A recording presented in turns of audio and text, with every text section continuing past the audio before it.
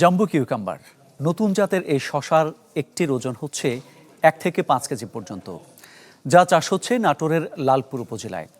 এই শশা চাষাবাদে খরচ তুলনামূলক কম, লাভও বেশি, ফলে আগ্রহী হচ্ছেন স্থানীয় কৃষকরা।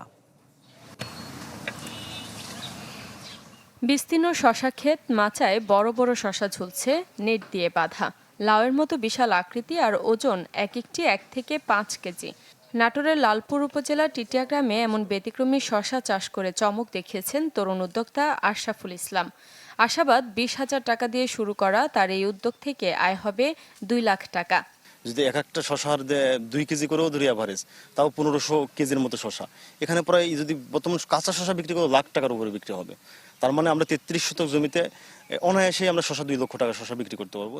বাংলা কিউআর যেখানে নগদ পেমেন্ট সেখানে। সারা দেশে 10 লাখেরও বেশি মার্চেন্টে নগদে পেমেন্ট করুন খুব সহজে। স্থানীয়রা জানান এই শশা চাষে সবারই আগ্রহ বাড়ছে, বাজারেও রয়েছে ভালো চাহিদা। এই শশায় রোগ কম, বৃষ্টি সহনশীল এবং 12 মাস চাষ করা যায়, তাই এটি চাষে আগ্রহী অন্যরাও।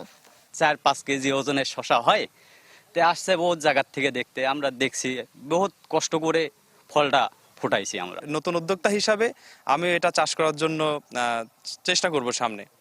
আশরাফ ভাইয়ের থেকে বীজ সংগ্রহটা করব আমি। আমরা তার কাছে এটাই বলেছি যে এই বীজটা তোমরা বাইরে সরবরাহ করবে না, আমাদের এলাকায় ছড়িয়ে দিবে এবং আমরা যেন সবাই এই শসাটা আবাদ করতে পারি। কৃষি বিভাগের তথ্য বলছে জাম্বো কিউকাম্বার একটি উন্নত জাত, যার প্রতিটি গাছে 6 থেকে 8টি শসা ধরে। ফলন হতে পারে 10 কেজি পর্যন্ত। আশরাফুল ইসলামের বীজ যদি উৎপাদন করা হয়ে গেলে তখন হয়তো অনেকে এই বীজটা পাবে এবং অনেকে এটি চাষ করবে। ফলে দেখা যাবে যে শশা হিসেবে সবজির যে চাহিদা, সালাদ হিসেবে যে চাহিদা, সেটি কিন্তু পূরণ করা সম্ভব হবে বলে আমরা মনে করছি। স্থানীয়রা বলছেন ঠিকমতো সহায়তা পেলে এমন উদ্যোগে পাল্টে যেতে পারে বেকার তরুণদের ভাগ্য, সমৃদ্ধ হতে পারে সামাজিক অর্থনীতিও।